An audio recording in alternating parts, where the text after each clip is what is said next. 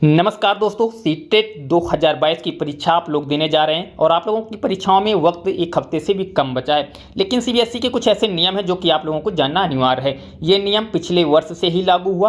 पिछले वर्ष से ही इस नियम को सीबीएसई ने लागू किया था। उन्होंने ऑफिशियल तौर पर एक पब्लिक नोटिस जारी की थी। उन्होंने बताया था कि नॉर्मलाइजेशन नियम क्या होता है। पहले ये क्या होता था, जो कॉम्पिटिटिव एग्जाम होते थे उनमें यह नियम लगता था। इसमें क्या किसको फायदा मिलता है और किसको नुकसान होगा, ये क्या होता है आखिरकार। तो इसमें दो चीज़ें हैं। पहली बात तो अगर आपकी परीक्षाएं जो हैं वो आसान हैं, आसान शिफ्ट आपकी अगर है तो आपको इसमें नुकसान होता है। अगर आपकी शिफ्ट कठिन है तो आपको लाभ मिलता है। कितना लाभ मिलता है, पिछली बार की तुलना करें, पिछले वर्ष का जो एग्जाम हुआ था अगर उसको देखें तो 1 से 2 अंक का आपका असर दिखता है इन परीक्षाओं के रिजल्ट में। अगर आपने एक आध अंक आपको कम मिलते हैं और आपकी शिफ्ट जो है वो कठिन होती है तो आपको 1 या 2 अंक का लाभ मिलता है। पिछले वर्ष 1 अंक, किसी को 2 अंक का लाभ दिया गया था। तो ये नियम जो है नॉर्मलाइजेशन का पिछले वर्ष से ही आया है। ऑनलाइन परीक्षाएं जब से शुरू हुई हैं सीबीएसई की, तब से ही इस नियम को लागू किया गया है। तो आप लोगों को ये जानना जरूरी है कि नॉर्मलाइजेशन का नियम लगता है पिछले वर्ष से ही। इस चीज़ को लेकर सीबीएसई ने क्लैरिफाई कर दिया था ऑफिशियल नोटिफिकेशन के माध्यम से।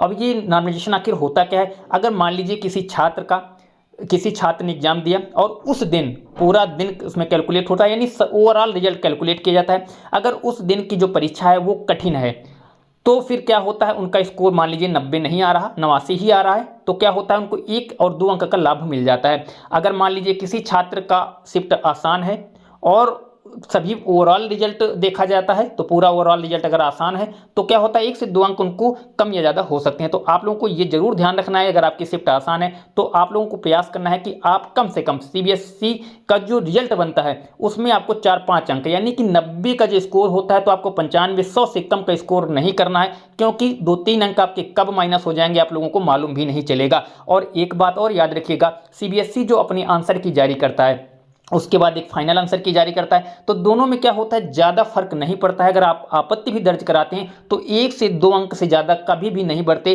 1 अंक, मैक्सिमम 1 अंक, और अधिक ज़्यादा से ज़्यादा प्रयास करो तो 2 अंक ही मिलेंगे, लेकिन ज़्यादातर 1 अंक से ज़्यादा कभी भी लाभ नहीं मिलता। तो आप लोगों को ये याद रखना है कि अपने स्कोर को 90 नहीं, आपको कम से कम 95 और 100 के बीच में रखना है, और 100 प्लस हो जाए ये ज़्यादा बेहतर रहेगा। दूसरा सवाल था, जो आपकी परीक्षा है पहली शिफ्ट की, वो 28 तारीख से 5 जनवरी तक चलने वाली हैं, जो कि बताया गया है कि 28 से स्टार्ट होंगी, 5 जनवरी तक की परीक्षाएं चलेंगी। तो आप लोगों को ध्यान रखना है, जिनके admit card, pre admit card आ गए हैं तो उनके जो ऑफिशियल एडमिट कार्ड हैं वो 2 दिन पहले जारी होंगे। अगर आप लोगों के प्री एडमिट कार्ड भी अभी नहीं शो कर रहे तो आपकी परीक्षाएं जनवरी में हैं, और जनवरी में जिनकी परीक्षाएं हैं उनको 27-28 से उनके एडमिट कार्ड दिखना शुरू हो जाएंगे। तो इसको लेकर भी आप लोग परेशान नहीं होगा। कोई शंका हो तो आप लोग कमेंट में पूछ सकते हैं। और इस बार परीक्षाएं हो कैसी रही हैं, तो ज़्यादातर छात्रों के ये देखा गया है, जिन्होंने पहले आवेदन किया था उनको पहले मौका मिल रहा है, जिन्होंने बाद में आवेदन किया उनको बाद में मिल रहा है। तो पहले आओ पहले पाओ की नीति इस रिजल्ट में, इस परीक्षा में भी लागू है। लगभग ज़्यादातर छात्रों के साथ यही सीन है। ज़्यादातर छात्रों से जो बात की गई